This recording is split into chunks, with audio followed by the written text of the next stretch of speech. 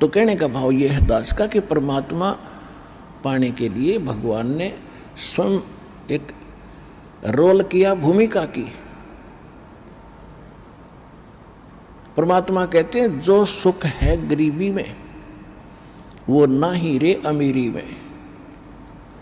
गरीबी यानी आधीनी, और साईं इतना दीजिए जा मैं कुटुंब समावे, और हम भी भूखे ना रहें अतिथि ना भूखा जाए। इसमें जो सुख है और भगवान की भक्ति साथ हो। देखो भगवान की भक्ति नहीं है तो चाहे वो हैंड टू माउथ वैसे भी रह लो, उससे भी कोई लाभ नहीं होगा। भक्ति भगवान की साथ हो और भगवान का फिर सहारा आपके साथ रहेगा।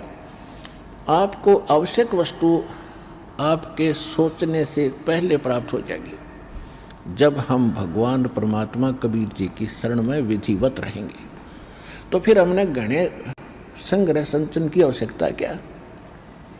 लेकिन हमारा जो है दिल इतना कमज़ोर हो लिया, हम संग्रह किए बिना रुक नहीं सकते। फिर परमात्मा ने बताया कि जैसा भी जिसकी व्यवस्था है उसी में इस भगवान की भक्ति को प्रारंभ करो, ज्ञान को सुन, और इस पर कुछ कदम इसके अनुसार रख कर देखो। फिर आपको शांति भी होगी, घर में बरकत भी होगी, पापों से भी बचोगे। अब परमात्मा एक झोपड़ी में रहा करते, सारी ब्रह्मांड के रचने वाले। वो एक शब्द से और एक सेकंड में इतना आलीशान मकान बना सकते हैं, एक वचन से, जिसके वचन से सब ब्रह्मांड और सब सूर्य और ये चांद सितारे बन गए, और ये सब जीव जंतु, ये पौधे परमात्मा के एक वचन से बाग लग गए। तो क्या वो अच्छे महल बनाकर नहीं रह सकते थे इस पृथ्वी पर? काशी बनारस में वो जुल्हे का काम करके क्यों दिखाया उन्होंने? क्यों एक झोंपड़ी में टाइम पास किया कि बच्चों आपको बस इतना ही पर्याप्त है। इस गंदे लोक में, इस काल की जेल में तुम बड़े बड़े व्यवस्था करने चाहते हो तो तुमने भांग पी ली। आपको ये जेल महसूस हो नहीं रही क्योंकि आपको नशा करा दिया इसने। अब ये परमात्मा का ज्ञान एंटीबायोटिक काम करेगा, ये आपका नशा उतारेगा और फिर आप होश में आओगे। फिर आपको यह जेल दिखाई देगी।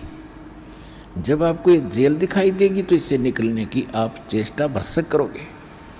और अब परमात्मा ने बता दिया, चेष्टा की तरीका बता दिया कि ऐसे प्रयत्न कीजिए और गारंटीड मोक्ष होगा, गारंटीड मोक्ष होगा। ये भगवान की बताई वाणी।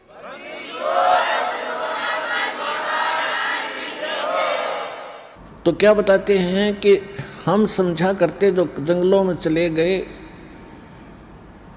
और ढूंढने लगाकर आग अग्नि जलाकर बैठे हैं आसन पद्म लगा कर।